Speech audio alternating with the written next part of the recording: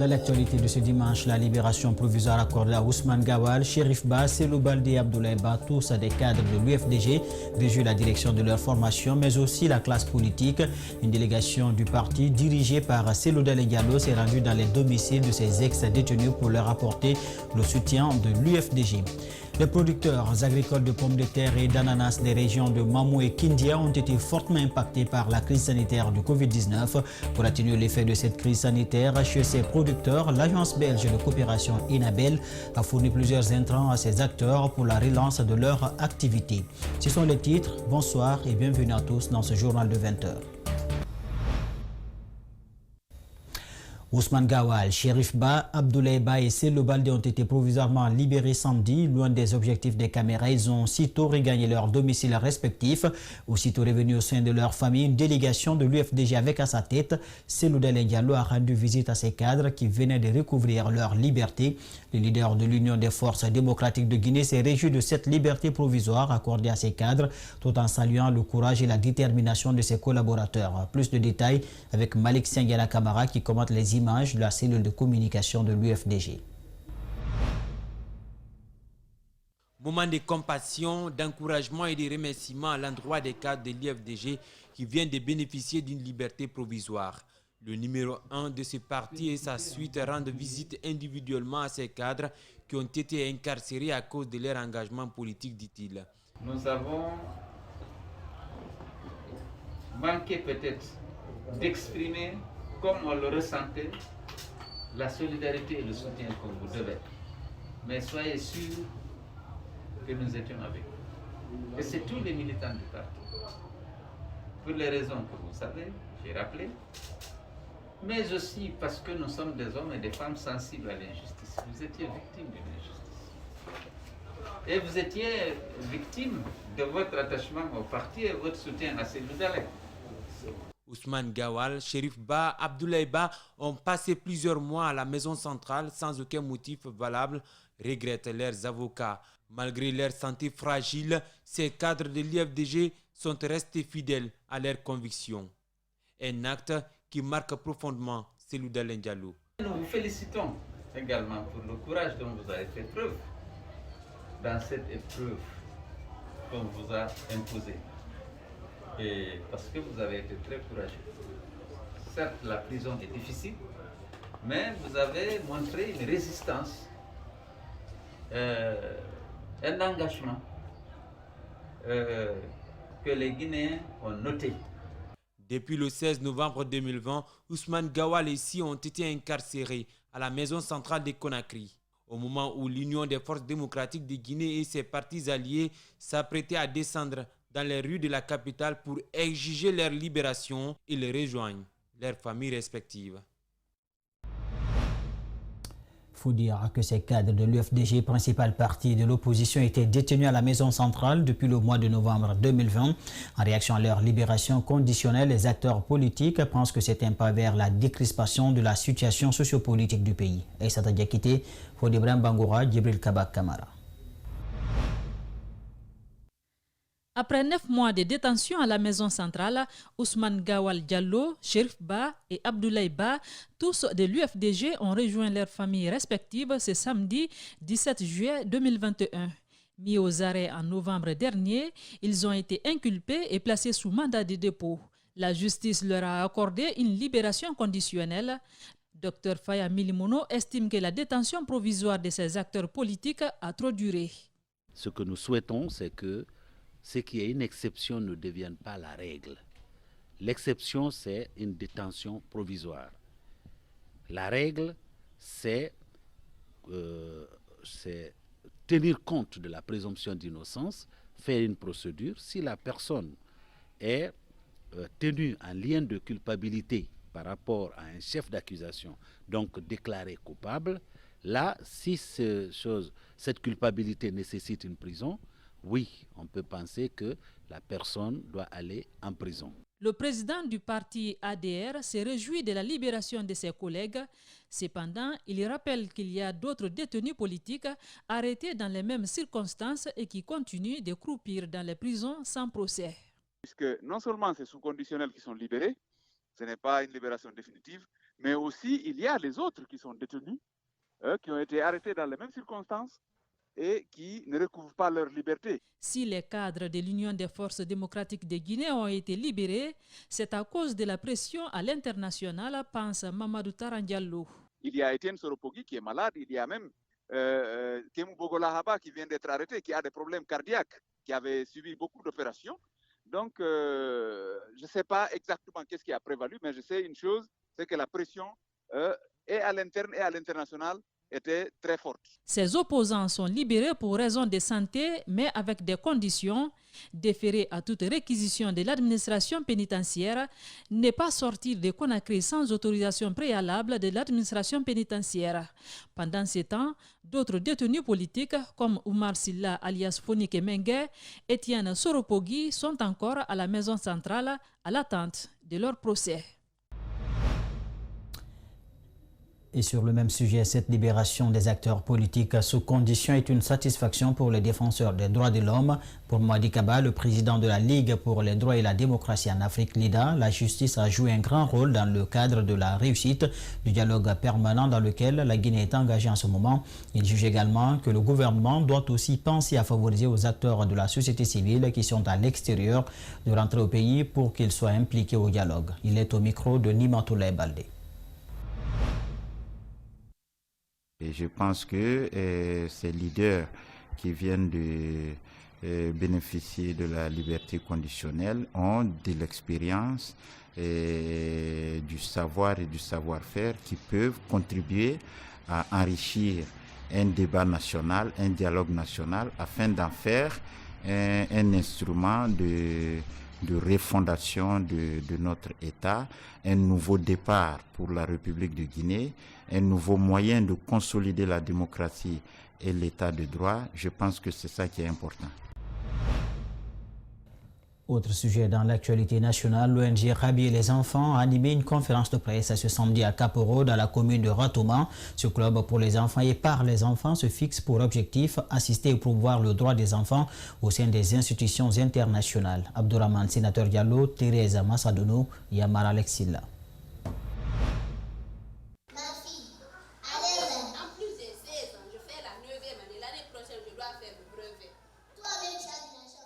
C'est par cette prestation que cette activité organisée par le Club Rabi et les enfants a démarré. L'ONG fait de son mieux et se bat pour l'application de la Convention internationale des droits de l'enfant qui stipule en son article 12 que chaque enfant a le droit de s'exprimer librement sur toutes les prises de décision qui concernent son bien-être. C'est dans cette même logique qu'une soixantaine d'enfants, dont l'âge varie entre 4 et 17 ans, ont été formés depuis 2018. Et nous avons initié beaucoup d'activités, notamment des rencontres avec des grandes personnalités comme par exemple les représentants de l'OMS, de l'UNICEF, de l'ONU, et Batipro, Fondation Njaka Kamara. Et nous avons aussi fait le hashtag Tous pour les droits des enfants pour dénoncer les abus, les violences faites aux enfants. Nous les avons interpellés de nous aider afin de communiquer aux parents, de communiquer aux acteurs de la société civile, à l'État qui doivent prendre en compte la cause des enfants. Satisfait des progrès enregistrés sur le terrain, le représentant du Haut-Commissariat des Nations Unies aux droits de l'homme promet d'apporter tout son soutien au club. Il est très facile de faire des critiques, de ne pas entreprendre, de se mettre de côté pour observer. Mais il est mieux pour avoir un impact dans la société d'initier. Et je crois que c'est ce que vous avez fait. Et c'est ça qui nous réunit ici aujourd'hui. Donc, j'ai décidé de venir en personne pour marquer mon soutien et mon engagement à vous accompagner dans le travail que vous faites. Je crois que c'est l'une des œuvres les plus importantes. Ces enfants ont l'avantage de bénéficier de l'appui des bonnes volontés. Une meilleure organisation entre eux est une étape obligatoire. Les opportunités que nous avons dans ce club, nous pouvons rencontrer beaucoup de personnes, être dans le Parlement des enfants de Guinée, aller hors du pays, être membre du club, c'est un travail. Cette rencontre a pris fin par la distribution des cadeaux aux enfants pour clôturer le mois de l'enfant, célébré chaque mois de juin.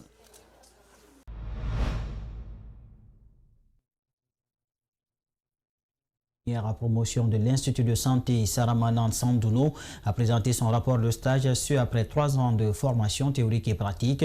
C'est une initiative de la direction de l'Institut qui vise à promouvoir l'excellence. Les responsables des départements hospitaliers de la préfecture de Bouquet ont pris part au cérémonial. Satisfaction, joie et enthousiasme ont dominé l'assistance. Reportage à Mamadou Pété Diallo, Essatou Kesso Diallo et Salif Olifo Sissé. L'Institut privé de santé Dr Saramanand Sandouno est spécialisé dans la formation des cadres de santé secondaire dans les filières suivantes: infirmiers d'État, sages-femmes, des techniciens supérieurs de laboratoire et de santé publique. Après un processus de 3 ans au sein de cette institution, ces étudiants ont présenté leur rapport de stage qui constitue un élément nouveau dans un institut de santé à Bouquet. L'initiative, c'est pour former les jeunes, pour aider le pays à se développer.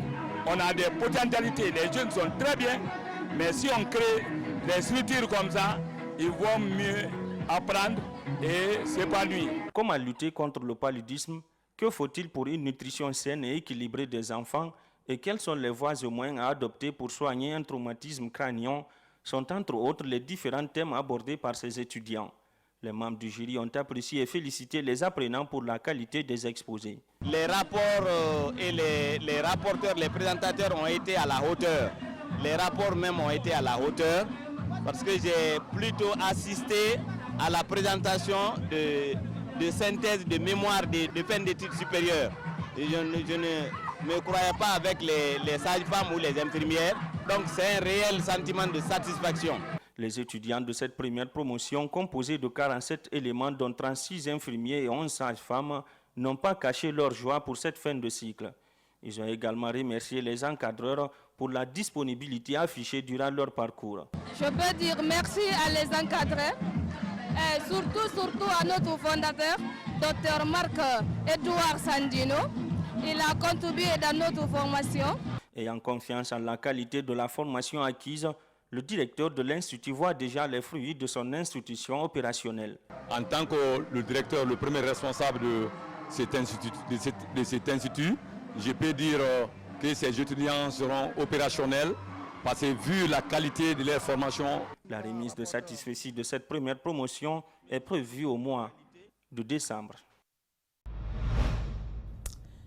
Ce n'est un secret pour personne que la pandémie de Covid-19 qui continue de sévir dans notre pays et à travers le monde a eu des conséquences très douloureuses chez les producteurs agricoles. Pour atténuer l'impact de la crise, l'agence belge de développement Enabel, à travers Trias, a apporté un appui en intrants agricoles aux producteurs de la filière de pommes de terre et d'ananas des régions de Kindia et de Mamou. Un soutien qui, il faut le rappeler, a eu des effets positifs dans les activités des producteurs touchés par le projet. C'est un public reportage signé Thierry Madobari. L'agriculture, l'un des secteurs les plus touchés par la pandémie de Covid-19. Les producteurs membres de l'Union des groupements agricoles de Sumbalako et de la Fédération des planteurs de la filière fruits de la Basse-Guinée sont parmi les plus impactés. Pour venir en appui à ces producteurs, pour les permettre de se relever, pour les permettre de compétir sur le marché, pour les permettre de reprendre la campagne pour l'année la campagne suivante, il était question de venir en appui aux deux fédérations. Cet appui consistait donc à l'octroi des intrants agricoles à ces producteurs évoluant dans les filières ananas, mangue et pommes de terre des régions de Kindia et Mamou. L'an 2020, on a fait la pomme de terre, on a semé beaucoup de hectares à Sumbalako. Mais à travers la maladie coronavirus, on a eu des problèmes, on a eu des pourritures, on a eu beaucoup de méventes. Au moment où Trias nous a envoyé les intrants, on était vraiment désespérés parce qu'il n'y en avait pas du tout sur le marché. J'ai eu les intrants pour 2 hectares. J'ai travaillé les 2 hectares. J'ai revendu les gros calibres et j'ai gardé la semence avec moi. Les prochaines campagnes là maintenant, j'ai les semences, je peux me lever très tôt et travailler. Ces visites du terrain sur fond d'échange avec les bénéficiaires ont permis aux responsables du projet de faire un bilan assez positif. Nous sommes satisfaits de ce qui s'est passé parce que globalement, ce qui ressort, c'est que les impacts ont été globalement atténués. les bénéficiaires ont pu augmenter leur production agricole. Et avec le revenu gagné de cette augmentation, ils ont pu faire des réalisations, soit construire des maisons, soit finir des maisons qui avaient commencé, voire même rembourser des emprunts qu'ils avaient contractés. Le coût global de ce projet est de 500 000 € pour une période de 12 mois. En prélude à la célébration de la fête de Tabaski, le club amical de Kindia a procédé ce samedi à l'assainissement de la place des Martyrs. La démarche du club vise non seulement à renforcer la cohésion sociale entre les fils et les filles de Kindia, mais aussi et surtout rendre l'endroit propre avant la fête, une manière de permettre aux fidèles d'accomplir leurs devoirs religieux dans un environnement sain. C'est un reportage signé Aboubakar Silla. Le choix de cet endroit en plein cœur du centre-ville de Kindia n'est pas fortuit. Les membres du club amical de Kindia sont bien conscients de ce que le lieu représente pour la ville qui les a vus naître. C'est une place historique pour la ville de Kindia. Il faut maintenir l'endroit propre et sans oublier que dans 4 jours, c'est la fête de Tabaski et c'est un endroit réservé pour la prière. L'objectif de cette démarche du club amical de Kindia est de renforcer la cohésion sociale entre les citoyens de la ville, une manière pour eux de participer tous au développement local de leur ville natale. Réunir tous les fils et filles de Kindia, mais aussi œuvrer pour l'émancipation de tous les fils et filles de Kindia, sans oublier les sympathisants de Kindia. À l'interne tout comme à l'externe, la place des Martyrs de Kindia, qui refoule toujours de monde à l'occasion de grands événements, a été aujourd'hui débarrassée de ses saletés. Les membres du club amical de Kindia ont assaini toutes les parties de la place afin de permettre aux fidèles de prier dans un environnement sain, une manière d'éviter de contracter la maladie, surtout en cette période de crise sanitaire.